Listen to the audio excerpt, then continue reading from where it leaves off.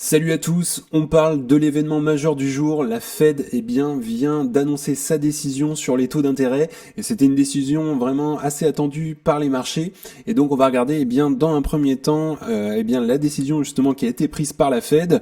Ensuite dans un second temps on verra les réactions notamment du président Trump aussi et puis évidemment des marchés financiers. Et puis reste bien jusqu'à la fin puisque on verra comment ça peut influencer tes investissements en bourse notamment. D'ailleurs, tu peux en profiter pour mettre un petit like à la vidéo et t'abonner, ça permet de soutenir la chaîne et je te remercie grandement.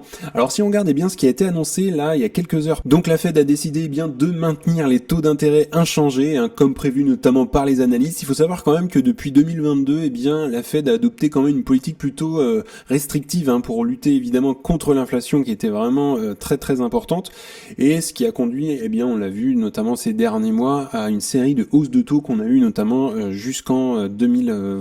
Et il faut savoir qu'aujourd'hui, la décision est la suivante. Les taux directeurs restent évidemment dans une fourchette de 4,25 à 4,5 et ça reflète évidemment plutôt une approche prudente, mais ça c'était anticipé, donc pour l'instant c'est le statu quo, on ne bouge plus. Alors pourquoi ce statu quo? Il faut savoir que la Fed quand même a constaté des signes d'amélioration sur le front de l'inflation, bien qu'elle reste quand même au-dessus des 2%, c'est l'objectif quand même de revenir à une inflation à 2%, c'est la même chose pour la BCE en Europe, et il faut savoir quand même que les données économiques récentes montrent une certaine quand même résilience de l'économie américaine, mais il y a quand même des risques qui persistent, notamment sur la consommation et aussi sur l'emploi. Donc en fait, c'est plutôt une approche attentiste de la part de la Fed, ça permet surtout d'évaluer les effets cumulatifs des baisses précédentes qu'on a eu notamment dès septembre, et puis on en a eu également jusqu'au mois de décembre.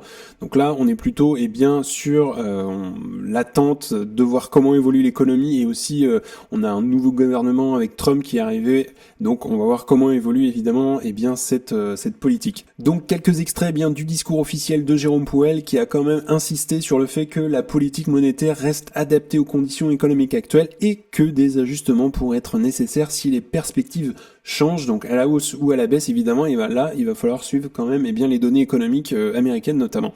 Donc l'importance de rester quand même flexible dans une période d'incertitude a été souligné. Donc là, évidemment, c'est une Fed qui quand même reste assez attentive, notamment à la politique et à l'économie américaine. Quelques inquiétudes quand même persistantes puisque la Fed montre quand même des signes de prudence, notamment concernant l'évolution des prix dans certains secteurs comme l'énergie ou encore les services. Il faut savoir quand même que les dépenses des consommateurs pourraient ralentir si les salaires ne suivent pas l'inflation. Ça c'est plutôt bien, mais c'est assez limite. Il faut savoir que voilà, c'est une position quand même qui est prudente et ça traduit surtout une volonté de contrôler en fait les anticipations d'inflation sans risquer non plus une récession. Donc ça, je pense que ça serait le pire de tomber dans une récession. Donc, si on regarde maintenant les réactions de Donald Trump, faut savoir quand même qu'il s'est réveillé. Trump, plutôt connu quand même pour ses critiques régulières envers la Fed, pendant notamment sa première présidence aussi, mais même très récemment. Il estime que des taux d'intérêt élevés freinent quand même la croissance et pénalisent aussi les entreprises américaines. Donc il faut savoir que le président quand même a déclaré à plusieurs reprises que la Fed devrait agir dans l'intérêt du peuple et non des élites financières. Donc voilà, Trump globalement il a dit que les taux écrasent les familles et les entreprises de manière générale. Avoir des taux élevés, voilà, c'est pas l'idéal. Et globalement cette sortie s'inscrit plutôt, voilà, on le connaît à travers ses prises de parole, d'une stratégie politique évidemment qui vise plutôt à se positionner comme le défenseur des intérêts économiques du peuple. Et donc quels sont évidemment les impacts des tensions politiques sur la Fed? Évidemment, c'est une institution qui est indépendante et voilà, il faut qu'elle résiste aux pressions politiques pour maintenir évidemment sa crédibilité et quelques éventuelles conséquences si cette indépendance était compromise, tout simplement on aurait une perte de confiance d'ailleurs des marchés et aussi des investisseurs. Donc il faut vraiment que la Fed reste indépendante et qu'elle ne se préoccupe pas vraiment de ce que dit Donald Trump. Alors quels sont les impacts maintenant sur les marchés financiers? On va regarder ça ensemble, les différents indices, comment d'ailleurs on réagit aussi le dollar, les obligations américaines. Donc dans un premier temps, si on regarde le S&P 500, donc l'indice phare, il faut savoir qu'il est resté plutôt stable après notamment l'annonce. qui montre quand même que voilà, le marché avait quand même déjà anticipé ce statu quo. Alors justement, si on regarde d'ailleurs un petit peu plus en graphique, on a vu d'ailleurs la baisse des taux d'intérêt ces derniers temps qui s'était fait sur les 3-4 mois de fin d'année 2024, et donc là on reste sur la fourchette 4,5. À mon avis, il n'y aura pas une baisse avant le deuxième ou troisième trimestre de l'année 2025. Pour rappel d'ailleurs, si on regarde l'inflation, c'est pour ça qu'ils sont assez attentifs à ça, puisque depuis septembre, elle a tendance quand même à se reprendre doucement l'inflation, mais si on regarde le forecast en gris, on aurait quand même une baisse autour des 2,4, 2,5 au cours de l'été, donc voire fin d'année. On reviendrait à quelque chose qu'on avait d'ailleurs au mois de septembre. Mais pour l'instant, voilà, je pense que c'est justifié notamment en partie par cette reprise, ce regain de l'inflation. Si on regarde maintenant le S&P 500, donc aujourd'hui le S&P 500 il est quand même assez cher, on a un plus haut quand même, on est dans les plus hauts, un PI quand même de 30, on voit que sa moyenne quand même depuis était plutôt autour de 20. Alors si on se met sur un graphique plutôt de 10 ans, la moyenne est plutôt autour de 25, donc on voit clairement qu'on est au-dessus quand même de la partie colorée.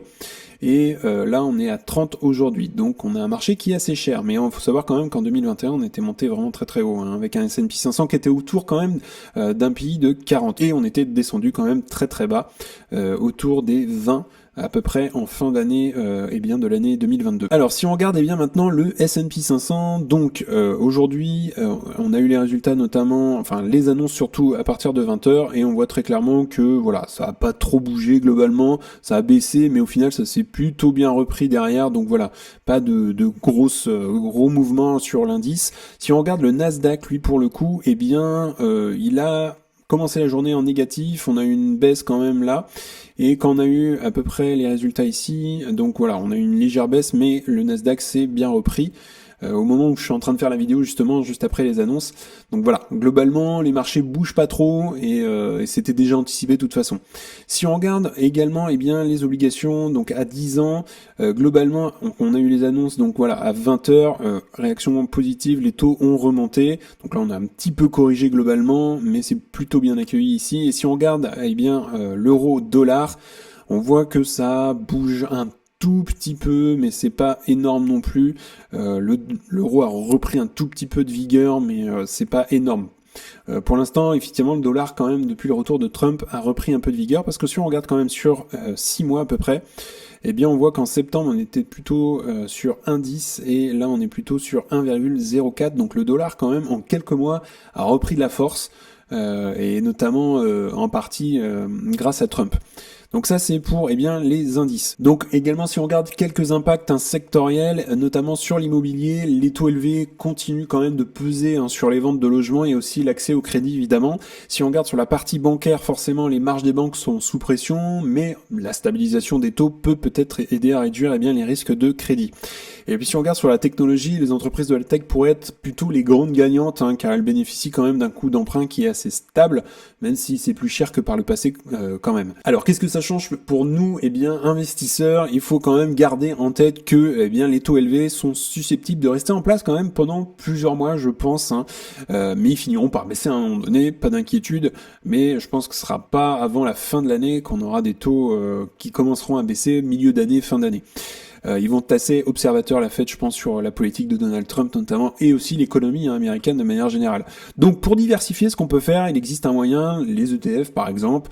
Moi j'ai le S&P 500 tous les mois, ou ça peut être le Nasdaq qui reste quand même peut-être attractif, même si on l'a vu, il y a des valorisations assez élevées quand même en ce moment.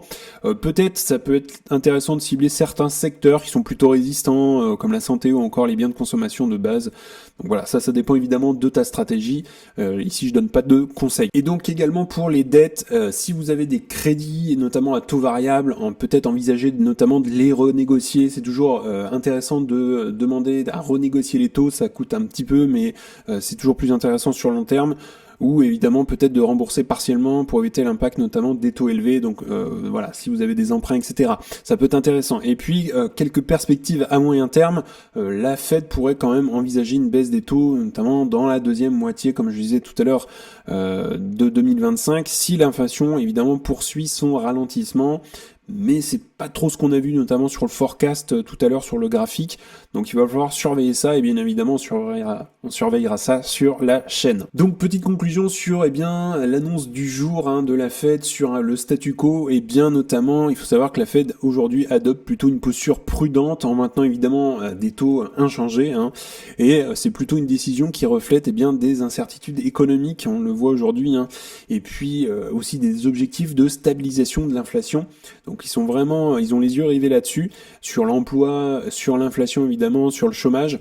D'ailleurs, toi, tu peux me dire en commentaire, ce que tu penses, de cette décision. Est-ce que c'est plutôt une bonne stratégie de la part de la Fed? Donc, n'hésite pas à me dire ça, sous la vidéo. Également, si tu souhaites avoir accès à You Can Invest App, donc c'est le premier lien en description, et dans ton espacement, tu auras accès notamment à ma watchlist avec mes objectifs de prix, également au best stock, c'est-à-dire les meilleures actions à détenir dans ton portefeuille. Tu auras également accès à un discounted cash flow pour estimer le juste prix à payer pour une action. Tu auras également accès à une communauté privée d'investisseurs et le gros plus, ce sont des appels vidéo avec moi-même pour t'accompagner dans ta stratégie, faire grossir ton patrimoine, donc analyser des actions, analyser ton portefeuille et par les bourses de manière générale. Donc si tu souhaites nous rejoindre, c'est le premier lien en description. En tout cas, on en a fini pour aujourd'hui. N'hésite pas à liker la vidéo, à t'abonner, ça fera grandir la communauté et puis ça me soutient également. Si tu souhaites regarder une autre vidéo, tu peux cliquer juste ici. En tout cas, je te souhaite une excellente journée et à bientôt pour une prochaine vidéo. Salut!